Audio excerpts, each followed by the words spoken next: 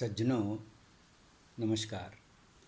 आज के इस प्रवाह में हम ग्रहों का सामान्य परिचय न देकर ज्योतिष के फलादेश में आने वाली कुछ टर्म्स के विषय में चर्चा करते हैं। ये जन्म लग्न है। जन्म लग्न से चंद्र लग्न कैसे बना? इसके लिए हमने चंद्रमा जिस राशि में है उन ग्रहों को लेते हुए चंद्रमा को और जो भी ग्रह उसके साथ हैं उसको लग्न में रख दिया। उदाहरण के लिए यहाँ पर 7 नंबर अर्थात तुला राशि में चंद्रमा है, तो इसकी राशि व्यक्ति की तुला हुई और तुला राशि अर्थात 7 नंबर को हमने लग्न में रख दिया। और अन्य अंकों की व्यवस्था उसी प्रकार से की। 7 के बाद 8, 9, 10, 11, 12, 1, 2, 3, 4, 5, 6, 7 इस तरह से हमने इनके अंकों की व्यवस्था कर दी।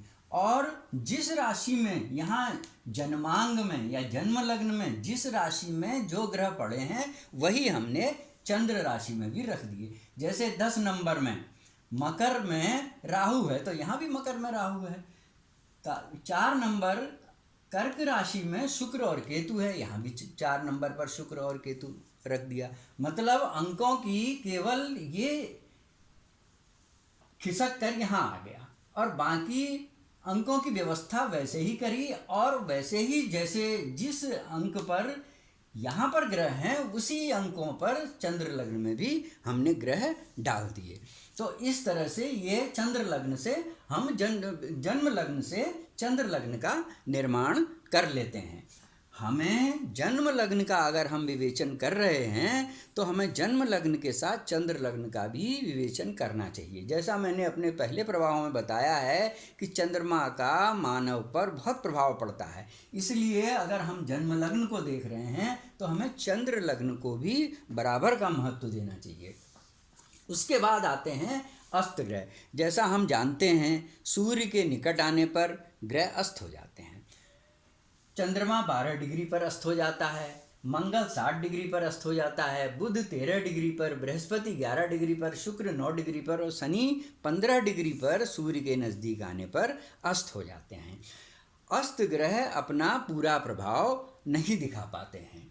वैसे कुछ लोगों का विचार है, कुछ पुराने ज्योतिषियों का ये विचार है कि अस्त ग्रह को तभी मानना चाहिए जब वो सूर्य से 3 डिग्री नज़दीक हो या 3 डिग्री पर या उससे भी कम में हो। अब आते हैं हम बाल, मृत और युवा अवस्था भी होती है, लेकिन यहाँ पर हम केवल ग्रह की बाल्य अवस्था और मृत अवस्था का ही विवेचन करेंगे। विषम राशियों में, विषम राशि क्या हैं? मेष, मिथुन, सिंह, तुला, ये सब मिथुन वो विषम राशियां हैं। क्रमांक 1, 3, 5, 7, 9, 11 जो भी राशियां हैं ये विषम राशियां होती हैं। विषम राशियों में 1 अंश से 6 अंश तक ग्रह बाल रहता है और 25 अंश से 30 अंश तक ग्रह मृत हो जाता है। सम राशियां वृष, कर्क, कन्या, वृश्चिक और राशि क्रमांक के अनुसार 2, 4, 6, 8, 10, 12 नंबर की जो राशियां हैं वो सम राशियां हैं। सम राशियों में 25 अंश से 30 अंश तक ग्रह बाल रहता है और 1 अंश से 6 अंश तक ग्रह मृत हो जाता है। वैसे ग्रह का शुभ फल तभी मिलता है जब ग्रह 6 अंश से 24 अंश तक हो। 6 अंश से 24 अंश तक ही ये अपना पूर्ण फल देने में सक्षम होता है, नहीं तो बाल अवस्था और मृत अवस्था के ग्रह अपना शुभ फल नहीं दे पाते हैं। इसके बाद हम आते हैं शत्रु क्षेत्री और मित्र क्षेत्री में। ये हमने एक उदाहरण जन्म कुंडली बनाई है। सिंह लग्न है। सिंह लग्न में बुध बैठा है, शुक्र बैठा है, शनि बैठा है। सिंह लग्न का अर्थ है, सिंह का अर्थ इसका स्वामी सूर्य है, तो सूर्य के घर में शनि बैठा है। फिर से समझ लीजिए, सिंह राशि है, सिंह का स्वामी सूर्य है, तो हम कहते हैं शनि जो है वो सूर्य के घर में बैठा हुआ है। अब चूंकि शनि सूर्य का शत्रु है इसलिए हम कहते हैं शनि शत्रु क्षेत्री है। पुनः इसी सिंह राशि लग्न में शुक्र भी बैठा है। शुक्र चूंकि सूर्य का शत्रु है, इसलिए हम कहते हैं शुक्र शत्रु क्षेत्री है। बुध भी यहाँ बैठा है, सूर्य के घर में बुध बैठा है। सूर्य और बुध मित्र हैं, बुध सूर्य का मित्र है, इसलिए हम कहते हैं बुध जो है वो मित्र क्षेत्री है। पुनः वृश्चिक राशि अर्थात मंगल के घर में बृहस्पति बैठा है। बृहस्पति मंगल का मित्र है, इसलिए हम कहते हैं बृहस्पति मित्र क्षेत्री है। पुनः मंगल पर आते हैं मिथुन राशि में। मिथुन राशि का स्वामी बुध है। बुध के मंगल जो है वो बुध के घर में बैठा है, मंगल बुध के घर में बैठा है, लेकिन मंगल बुध से शत्रुता रखता है, इसलिए हम कहेंगे कि मंगल शत्रु क्षेत्री है। पुनः 4 नंबर अर्थात कर्क राशि, कर्क राशि का स्वामी चंद्रमा है। चंद्रमा के घर में शुक्र बैठा है। शुक्र चूंकि चंद्रमा का शत्रु है, इसलिए हम कहते हैं शुक्र शत्रु क्षेत्री है।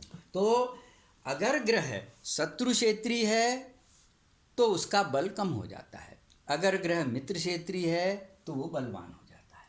इसके बाद हम आते हैं दृष्टियों पर। इस पर हम काफ़ी चर्चा पहले भी कर चुके हैं।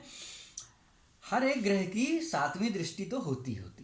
मंगल की विशेष दृष्टि 4थी और 8वीं होती है। बृहस्पति की विशेष दृष्टि 5वीं और 9वीं होती है। शनि की विशेष दृष्टि 3री और 10वीं होती है। राहु की विशेष दृष्टि 5वीं और 9वीं होती है। केतु की विशेष दृष्टि 5वीं और 9वीं होती है। यहाँ तक तो बात ठीक है। अब हम आगे देखते हैं, इस उदाहरण जन्म कुंडली में मेष लग्न की है ये।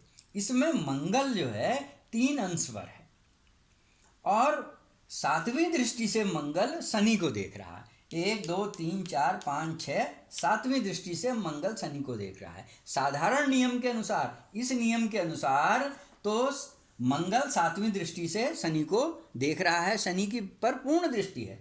लेकिन अगर हम गंभीरता से सोचें तो मंगल चूंकि 3 अंश पर है और शनि 27 अंश पर है, तो मंगल की शनि पर पूर्ण दृष्टि तभी होती जब शनि भी 3 डिग्री या उसके आसपास होता। 27 डिग्री पर पहुंचकर ये इससे शनि 24 अंश आगे खिसक गया है। तो मंगल की पूर्ण दृष्टि शनि पर तभी पड़ती जब यह शनि भी 3 डिग्री या उसके लगभग होता। पूर्ण दृष्टि होते हुए भी पूर्ण दृष्टि का फल नहीं मिलेगा। इसी तरह से कर्क राशि में चंद्रमा बैठा है 25 डिग्री पर। मंगल अपनी 4थी दृष्टि से 1 2 3 4 चौथी दृष्टि से चंद्रमा को देख रहा है। इस नियम के अनुसार तो इसकी पूर्ण दृष्टि चंद्रमा पर है, लेकिन वास्तविक दृष्टि अगर हम देखें तो ये मंगल पूर्ण रूप से चंद्रमा को नहीं देख पा रहा है। क्यों? मंगल 3 अंश पर है, चंद्रमा 25 अंश पर है, ये 22 अंश आगे निकल चुका है, चंद्रमा 22 अंश आगे निकल चुका है। अतः जहाँ तक पूर्ण दृष्टि का सवाल है, पूर्ण दृष्टि का फल चाहे वो शुभ हो चाहे अशुभ हो, पूर्ण दृष्टि का फल नहीं मिलेगा। तो हमें जन्म कुंडली देखते समय केवल दृष्टियां नहीं, उनके अंशों पर भी ध्यान देना चाहिए कि क्या वास्तव में पूर्ण दृष्टि है या नहीं है। तो आज हमने ये टर्मिनोलॉजी ज्योतिष की कुछ चर्चा की टर्मिनोलॉजी पे। अगले प्रवाह में भी एकाध वर्गोत्तमी वगैरह पर हम चर्चा करेंगे और उसके बाद फिर ग्रहों के सामान्य परिचय पर चर्चा करेंगे। आज के प्रवाह में बस इतना ही। नमस्कार, धन्यवाद।